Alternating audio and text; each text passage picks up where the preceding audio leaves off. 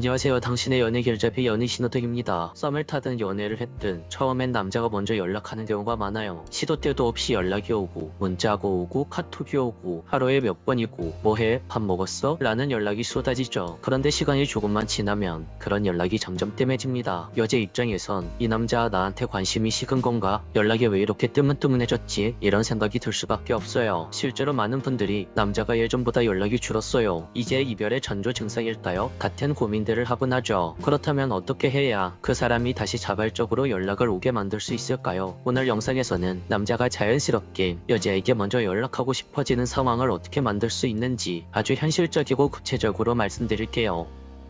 첫 번째, 단순한 방법으로는 절대 해결되지 않는다. 보통 많이들 하는 방법은 이런 거예요. 먼저 연락하지 말고 쿨하게 행동하기, 남자도 노력해야 한다는 걸 대답게 해주기, 이런 생각들 이론적으로는 맞는 이야기입니다. 실제로 효과가 있기도 해요. 하지만 일시적일 때가 많죠. 왜냐하면 연락이 줄어드는 이유 자체, 그러니까 근본적인 문제를 오해하고 있기 때문입니다. 많은 분들이 마음이 식었다는 전제로 연락이 줄었다고 해석하곤 해요. 하지만 실제로는 상대방이 연락을 하고 싶을 만큼 연락에 감정 자극을 못 느끼고 있는 것일 수 있습니다. 그렇다고 해서 그 남자의 마음을 의심하고 이 사람이 나를 별로 안 좋아하나? 라고 섣부르게 단정 짓는 것도 위험해요. 더 중요한 건 왜 그 사람이 예전처럼 톡을 보내고 싶지 않은 상태가 됐는지 그 심리 구조를 들여다보는 거예요. 두 번째, 남자가 연락을 줄이는 진짜 이유는 자극이 없기 때문이다. 연락을 자주 하던 남자가 갑자기 연락을 덜하게 된 이유는 감정이 사라져서가 아니라 연락이 주는 자극이나 기대감이 줄었기 때문입니다. 연애 초기엔 서로에 대한 설렘과 긴장이 있었어요. 이 사람이 어떤 사람일까? 나에게 어떤 말을 할까? 어디까지 우리는 더 가까워질 수 있을까? 이런 심리적 기대감이 있기 때문에 사소한 톡 하나에도 설레고 그래서 더 자주, 더 먼저 연락을 하게 되는 거죠. 하지만 시간이 지나면서 그 기대감이 사라지면 어떻게 될까요? 연락은 그냥 의무처럼 느껴지게 되고 자연스럽게 손이 덜 가게 됩니다. 즉, 연락을 하지 않는 이유는 정서적 고리 때문이 아니라 감정의 정체 때문이에요. 세 번째, 기대감 없는 대화는 반복될수록 지루해진다. 이제 문제는 명확해졌어요. 연락이 줄어드는 이유는 그 대화가 예측 가능하고 반복되기 때문입니다. 사실 대부분의 커플들이 한 번쯤 이런 루틴에 빠지죠. 점심은 먹었어? 응, 김치찌개 먹었어.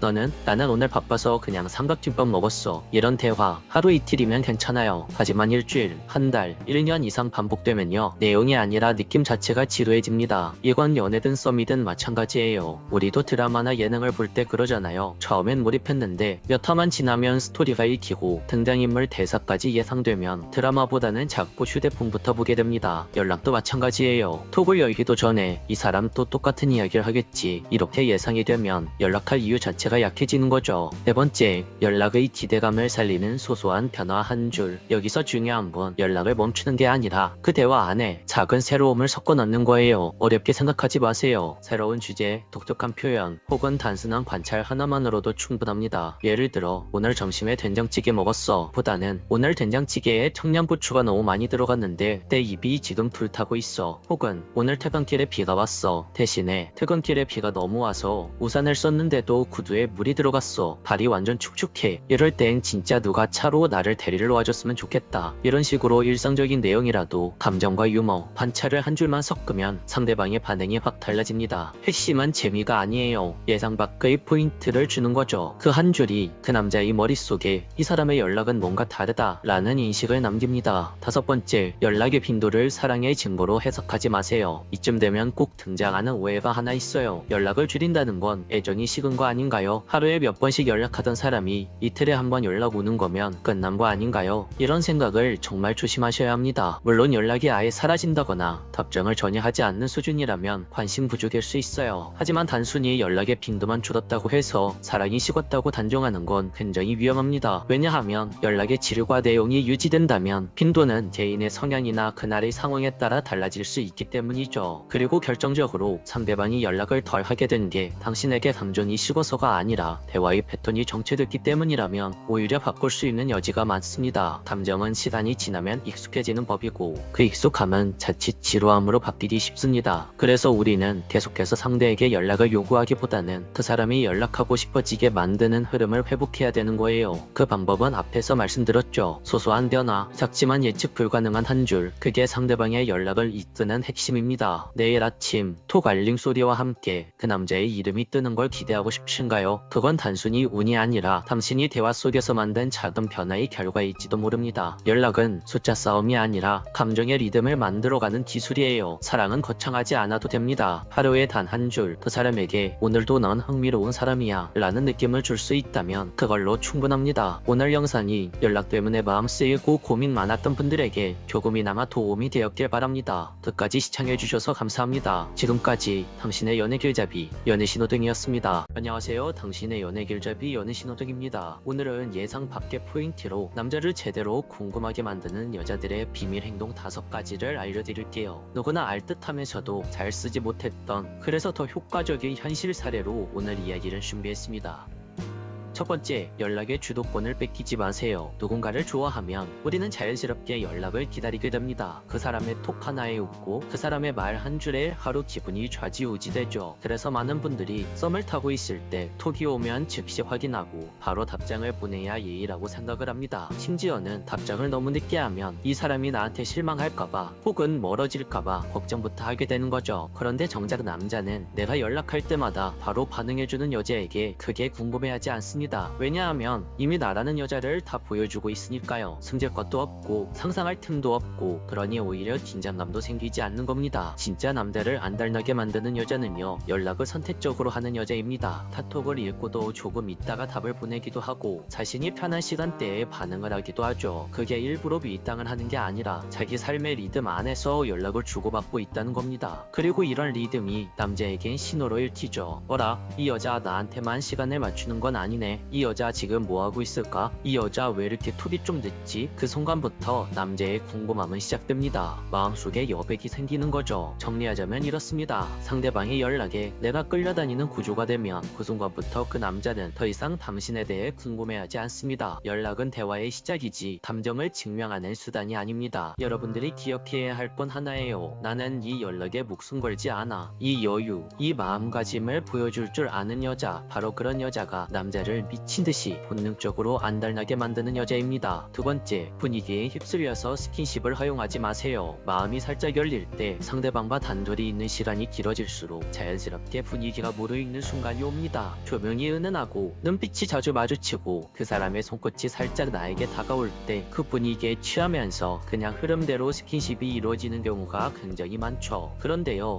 여기서 딱 하나 여러분들이 기억을 하셔야 되는 게 있어요. 남자는 그 순간보다 그 다음을 더 기대하는 존재라는 거. 즉, 처음부터 모든 걸 쉽게 허용해버리면 남자는 그 다음을 상상할 필요가 없어지게 됩니다. 특히 연애로 발전하기 전 썸 단계에서의 과한 스킨십은 오히려 관계의 진정성을 흐릴 수 있어요. 상대가 나를 더 알고 싶어 하기 전에 물리적인 친밀감이 먼저 도착해버리면 남자의 본능은 빠르게 흥미를 잃어갑니다. 남자를 안달나게 만드는 여자는요, 분위기에 끌려가지 않는 여자입니다. 그 순간이 아무리 달콤하고 유혹적이어도 아직은 좀 이르지 않을까? 이 한마디로 상대방 남자의 템포를 멈추게 할 줄 아는 여자, 그리고 그 멈춤이 남자 입장에선 훨씬 더 강력한 상상과 설렘으로 이어지게 되죠. 이 여자는 진짜 다르구나, 정말 쉽지 않은 여자네, 그런데 더 알아가고 싶다, 이런 식으로 말이죠. 이렇게 관계에 긴장감과 매력을 더해주는 겁니다. 스킨십은 타이밍이 아니라 신뢰로 허용되는 겁니다. 분위기에 휩쓸리는 건 연애 초반 가장 치명적인 착오예요. 당신이 그 사람을 정말 좋아한다면 분위기보다는 감정의 깊이를 먼저 확인해주세요. 세 번째, 좋아하는 티 너무 쉽게 드러내지 마세요. 여러분, 혹시 이런 경험 있으신가요? 누군가가 나를 계속 쳐다보는 것 같아서 신경이 쓰이다가 어느 날 갑자기 사실 너 좋아했어 라고 고백해오는 순간 이상하게 설렘보다는 긴장이 풀리면서 그래 이제 알았으니까 됐다 는 기분이 드는 거. 사람 마음이란 게 참 그렇습니다. 상대방의 확신을 얻는 순간 그 사람을 향한 궁금증이 줄어들고 서서히 긴장이 풀리게 되죠. 남들도 똑같아요. 조금만 더 다가가면 될 것 같은데 도무지 속마음이 보이지 않는 여자, 말투 하나, 눈빛 하나에서 힌트를 얻으려 애쓰게 만드는 여자, 그런 여자가 남자의 마음을 끓게 만듭니다. 그런데 만약 저는 오빠가 너무 좋아요, 오늘 하루 종일 영식씨 생각만 했어요, 이런 식으로 자신의 감정을 다 드러내버리면 어떻게 될까요? 처음엔 남자가 감동받을 수 있어요. 하지만 남자는 금세 여유를 갖기 시작할 겁니다. 아, 이 여자는 이미 내 사람이다, 이런 마음이 생기면서 더 이상 당신을 조심하지 않게 되죠. 그리고 이 지점부터